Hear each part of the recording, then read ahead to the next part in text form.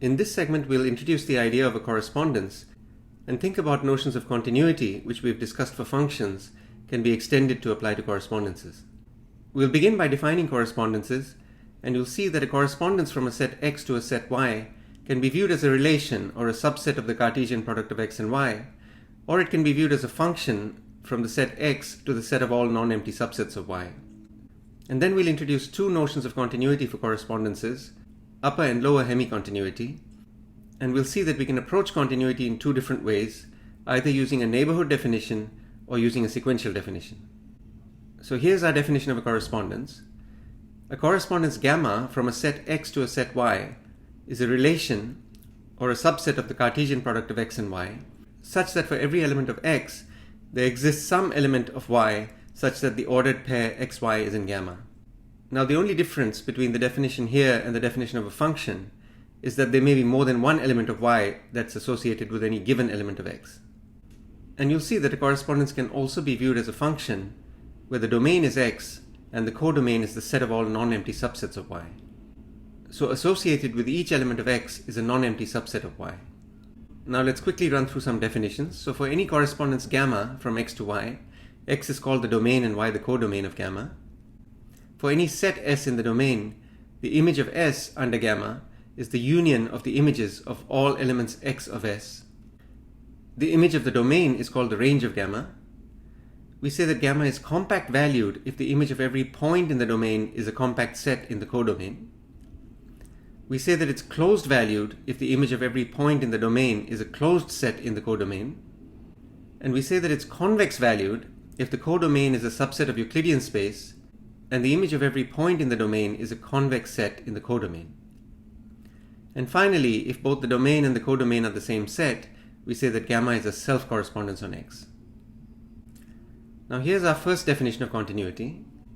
We say that a correspondence gamma is upper hemicontinuous at a point X in the domain if for every open set V in the codomain such that the image of X is a subset of V, there exists some delta positive such that the image under gamma of the delta neighborhood of X is also contained in V. And just as we did for functions, if S is a subset of the domain, we say that gamma is upper hemicontinuous on S if it's upper hemicontinuous at each point in S, and if gamma is upper hemicontinuous at every point of the domain, then we say that it's an upper hemicontinuous correspondence. Now the best way to see what this definition means is through an example, so let's do that. So consider the following correspondence gamma of X where both the domain and the codomain is the set of real numbers. And we want to look at whether or not this correspondence is upper hemicontinuous at 4 points x1, x2, x3, and x4. So first consider x1. Now the image of x1 is just a single point in the codomain, and you should be able to see that if you take an epsilon neighborhood of the image of x1, where epsilon is sufficiently small, then no matter how small you take delta, the image of a delta neighborhood of x1 will contain points that are outside of V. So the correspondence gamma is not hemicontinuous at x1. Now at x2, it is upper hemicontinuous. To see this, note that the image of x2 under gamma is a closed interval in the codomain, and any open set that contains this closed interval will also contain the image of a delta neighborhood of x2, provided that delta is sufficiently small. Now consider x3. The image of x3 under gamma consists of a closed interval and a single point, and you can find an open set V that's the union of two open intervals, such that the image of x3 is a subset of V, but no matter how small you take delta, the image of a delta neighborhood of x3 will contain points that do not lie in V. So gamma is not upper hemicontinuous at x3. And it's a trivial matter to show that it is in fact upper hemicontinuous at x4, which I'll leave as an exercise. Now let's consider lower hemicontinuity. We say that a correspondence gamma is lower hemicontinuous at a point X in the domain if for every open set V in the codomain which has a non-empty intersection with the image of X, there exists some delta positive such that every element Z in the delta neighborhood of X has an image under gamma that also has a non-empty intersection with V.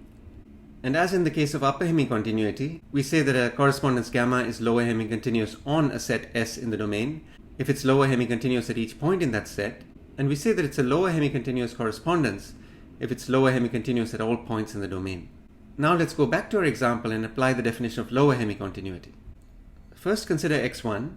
the image of x1 is a single point, and if we are to have an open set with a non-empty intersection with this single point, then any such open set V must contain an epsilon neighborhood of this point. And you can see that if delta is small enough and you take the image of a delta neighborhood of x1, then every point z in the delta neighborhood of x1 will have an image that has a non-empty intersection with V. So at x1, the correspondence gamma is lower hemicontinuous. Now consider x2.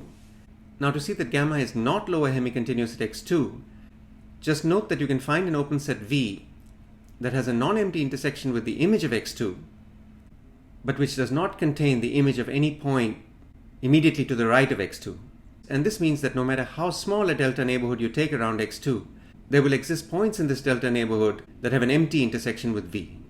So gamma is not lower hemicontinuous at x2. What about x3? Well, here it's easy to see that it's not lower hemicontinuous because the image of x3 consists of an interval and a single point. You could take a small epsilon neighborhood around that single point, which obviously has a non-empty intersection with the image of x3, and you can easily see that points in the domain that are slightly to the left of x3 will have images that do not intersect V. So therefore this correspondence is not lower hemicontinuous at x3. At x4 you should verify that it is in fact lower hemicontinuous. So to summarize, the correspondence gamma is lower hemicontinuous but not upper hemicontinuous at x1. It's upper hemicontinuous but not lower hemicontinuous at x2. It is neither upper hemicontinuous nor lower hemicontinuous at x3. And it is both upper hemicontinuous and lower hemicontinuous at x4. Now a correspondence that is both upper and lower hemicontinuous at all points in the domain is simply referred to as a continuous correspondence. Now we can also approach continuity of correspondences using a sequential approach, and it can be shown that a correspondence gamma is upper hemicontinuous at a point x in the domain if for any sequence of points xn in the domain that converges to x, and any sequence of points yn in the codomain such that yn is an element of the image of xn for each n, there exists a subsequence of yn that converges to a point in the image of x. Now notice that this is not an if and only if statement. In other words, it's possible for gamma to be upper hemicontinuous at a point x, even if there's no subsequence of yn that converges to a point in the image of x. But if gamma is compact valued, then the converse also holds, and we have two equivalent definitions of upper hemicontinuity. Now just to see that the converse doesn't hold in general, let's take a look at an example. So here's a self-correspondence gamma on the closed unit interval 0, 1, where the image of the point 0 is a half-open interval, and the image of every other point in the domain is an open interval. Now clearly gamma is not compact valued, and you can see that for any sequence of points in the domain that converges to 0, if you find a corresponding sequence of points in the codomain, call it yn, the limit of any subsequence of yn must be 0, and 0 is not contained in the image of 0 under gamma. So it is not true that every yn sequence has a subsequence that converges to a point in the image of 0.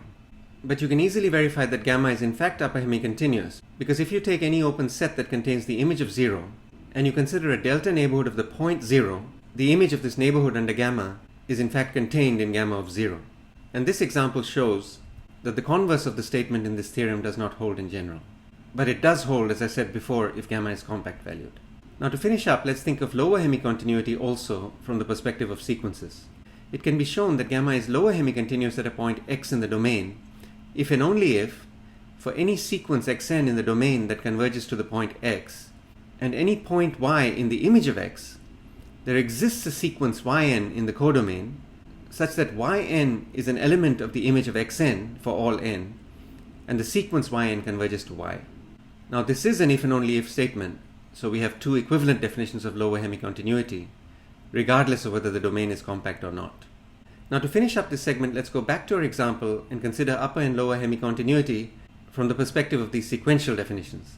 So the image of x1 is just a single point, and you can easily see that if you have a decreasing sequence that converges to x1, you can easily find a sequence yn such that yn is contained in the image of every xn, where the limit of the sequence is not the image of x1 under gamma.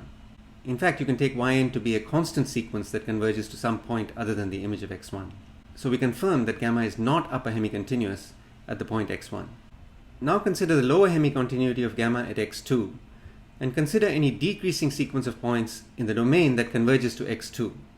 And you can see that if yn is in the image of xn for every point in the xn sequence, then the yn sequence must converge to a particular point in the image of x2.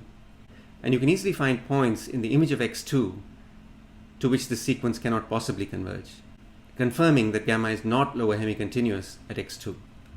We'll use the concepts of upper and lower hemicontinuity in the next segment when we discuss the theorem of the maximum, but I'll stop here for this segment.